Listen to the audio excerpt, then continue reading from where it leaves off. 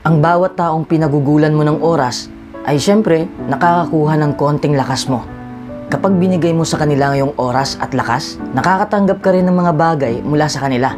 Mabuti man yun o masama. Kapag sumama ka sa mga taong toxic, mauubusan ka talaga. Kaya mga taong mulat na sa katotohanan ay natuto na sa buhay. Hindi nila hinayaang makapasok ang mga taong toxic sa buhay nila. Dapat mamili ka ng mga taong binigyan mo ng panahon. Hindi mo kailangang hayaan ng mga taong toxic na makadistract sa iyong buhay. Marami kang makakasalamuhang negatibong tao. Nasa sayo na kung paano mo lilimitahan o kung bakit ka lalayo sa kanila. Alam mo kung ano ang mapait? Minsan ang mga taong toxic ay mga kaibigan mo o kamag-anak mo pa.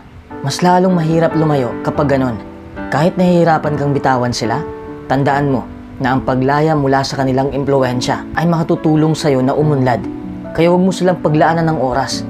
Dahil, number 1, hindi nakakatulong sa iyo ang mga taong toxic. Bakit ka pa sumama kung wala naman silang maitutulong sa iyong pag-unlad? Plano lang nilang pigilan ka. May iba kasi na binaliwala lang nila ang kilos ng taong toxic. Pero naapektuhan pa rin sila. Hindi mo mabaliwala ang katoksika nila kung nasa tabi mo pa rin sila. What if pamilya mo ang toxic? Lalayas ka ba? Pwede kung may mapupuntahan ka. Pero kung wala, kahit apektado ka sa mga galaw nila, matutunan mo rin naman yan kung paano sila baliwalain. Mamamanhid ka na. Tandaan mo na sa pamilya, magkakaiba ang personalidad, opinyon at diskarte ng bawat miyembro nito. Dahil sa pagkakaiba-ibang ito, nagiging masaya ang buhay. Hindi boring ang buhay. Challenging ang buhay. At isa pa, marami tayong matutuhan sa bawat isa. Pero kung minsan, hindi natin sila naiintindihan at naiinis tayo sa kanila. Panghihinaan ba tayo ng loob? O lalayas na lang ba tayo dahil sa gayong problema? Hindi. Kung gusto mong lumayas, lumayas ka ng walang kinimkim na sama ng loob. At pagdating ng panahon, ay baka magbago sila at mapagtanto nilang sila ang may problema. Pero alam kong mahal mo ang pamilya mo at gusto mong makasundo sila. Hindi rin naman sila perpekto katulad mo. Lahat tayo ay nagkakamali. Pero tutulungan tayo ng pag-ibig na makapagpatawad. Totoo naman na kapag may nakasakit sa atin, napakahirap talagang kalimutan. Napakadaling magalit at magkimkim ng sama ng loob sa taong yon. Kaya lang, kung may kinimkim tayong negatibong emosyon, hindi tayo sasaya. Kaya bigyan natin sila ng sapat na panahon bago tayo magpasya na lumayo na sa kanila. Kaya wag mo silang paglaanan ng oras. Dahil, number 2, hindi mo sila kailangan. Ang mas kailangan mo ay yung mga taong positibo sa buhay. Dahil siguradong may matutunan kang bagong ideya sa kanila. Ang mga taong nakapalibot sa atin ay pwedeng makabuti o makasama sa atin. Kaya kailangan nating maging matalino sa pagpili ng kaibigan. Huwag tayong magpalinlang. Ang masasamang kasama ay sumisira ng maganda nating pag-uugali. Kasi mahahawa na tayo sa katoksika nila. Hindi natin aasahan na magiging madali para sa atin na gawin ang tama kung ang pinipili nating kaibigan ay mga taong gumagawa ng mali. Kailangan nating piliing mabuti ang mga kaibigan natin. Kaya huwag mo silang paglaanan ng oras dahil, number 3, hindi ka makakilos ng maayos. Hindi ka na makapag-focus sa mahalagang bagay dahil palagi mong iniisip ang negatibong ginagawa sa'yo ng mga taong toxic. Napapaligiran tayo ng mga taong negatibo. Pero tumahimik ka lang. Let silence be your teacher. We need to allow our minds to stop, to rest, and reset. Feel the benefits of silence. Hindi mo maririnig ang ingay sa labas kapag kalmado kang gumagawa ng mga bagay para sa sarili mo. Focus on what's truly going on inside of you. Tandaan mo, hindi lahat ng tao ay welcome sa buhay mo. Kaya wag mo silang paglaanan ng oras. Dahil, number 4, ipapamukha nila na ikaw ang masama. Naramdaman mo ba na parang ikaw ang may mali? Tapos nagsusorry ka kahit hindi mo naman kasalanan. Nangyayari yan dahil yan ang ipinaparamdam nila sa'yo. Toxic people like to make us think we are the ones in the wrong. Tapos sila pa ang may ganang humingi ng pabor. Karamihan kasi sa atin ay naging sunod-sunuran dahil ayaw natin ng gulo. Pero hindi mo ba naisip na ikaw ang lumikha ng gulo sa sarili mong buhay? Wala ka ng peace of mind. Ang opinion ko lang, dapat marunong tayong mag-sorry sa tamang paraan. Hindi yung tinatanggap natin ng kasalanang hindi natin ginawa. Dapat i-check mo rin ang behavior mo. Kaya huwag mo silang paglaanan ng oras para, number 5, hindi ka maging biktima. Hindi katulad ng mga taong toxic, nagpapakabiktima na lang sila palagi. Palagi silang naninisi, kaya huwag mong ibigay ang panahon mo sa kanila. Dahil wala ka namang makukuhang aral sa kanila. Pero natural lang naman na kaawaan ang ating sarili. Na para bang biktima tayo ng lahat ng pangyayari. Gusto nating manisi sa ibang tao kung bakit nandito tayo ngayon. Zoom out in your life. Find one opportunity or lesson in the situation you're in. Kung medyo naapektuhan ka ng mga negatibong tao sa paligid mo, ayos lang na makaramdam ng negatibong emosyon. Pero dapat may time limit. Of course, we need time to process what has happened. Take in all the emotions that a situation caused. Take responsibility for your life. And acknowledge that you can choose who to give your energy. Kaya huwag mo silang paglaanan ng oras. Para, number 6, hindi ka mahawa sa kanila. Kung nakakahawa ang positive vibes, mas nakakahawa ang negative vibes. Ang positibo kong tao, pero minsan may mga konting negatibong bagay na naapektuhan ako.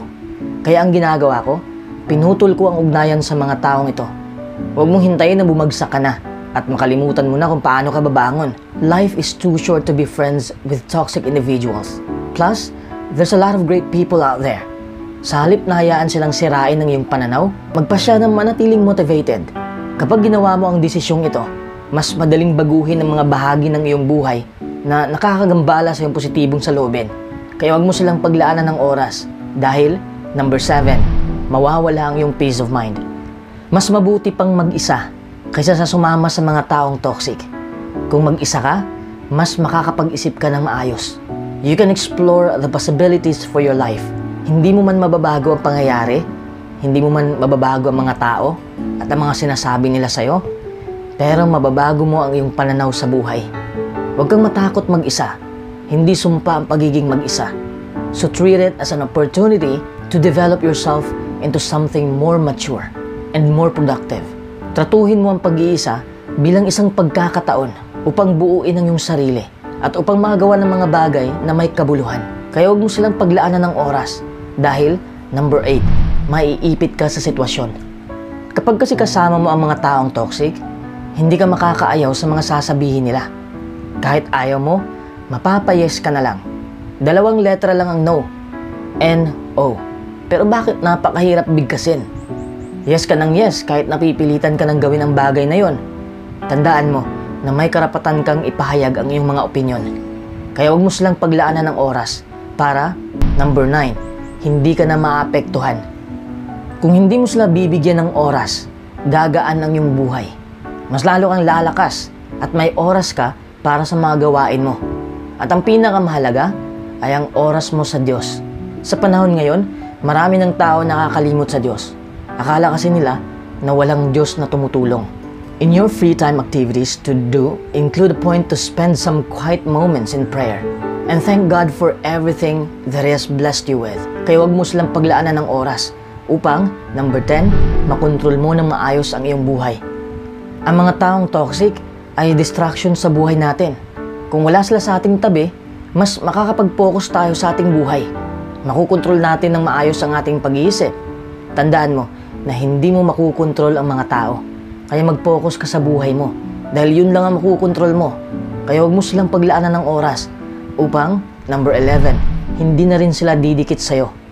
Kapag wala ang mga taong toxic, mabubuksan ang iyong pag-iisip. Magiging malaya ka na. Kapag nakadikit sila sa'yo, madali ka nilang bibilugin.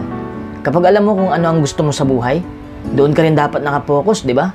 Pero kung nasa tabi mo ang mga taong toxic, hindi mo magagawa ang bagay na gusto mo. Dahil sila ang hahadlang sa'yo. Kapag napapalibutan ka ng mga taong positibo, nakakatulong sila kung paano alisin ang anumang toxicity. Surrounding yourself with positive people helps you stay on track. And positive people help you become the best version of yourself. Kaya huwag mo silang paglaanan ng oras. Dahil, number 12, masasayang lang ang oras mo. Mauubos ang lakas mo sa walang kwentang bagay kapag kasama mo sila. Masasayang ang oras mo.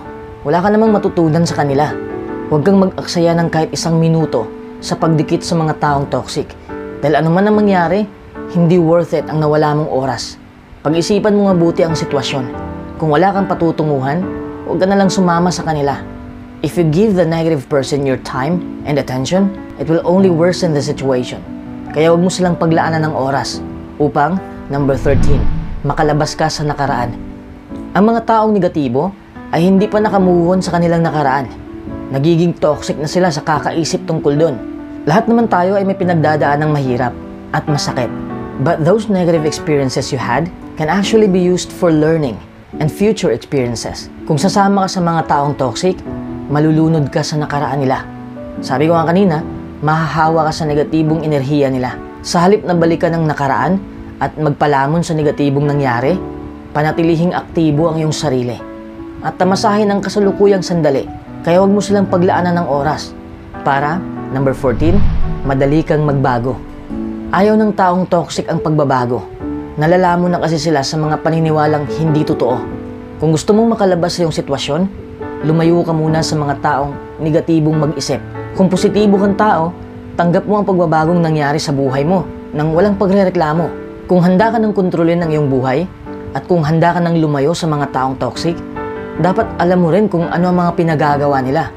Kapag palagi silang naninira ng iba, ng chichismis, toxic na tao na yan.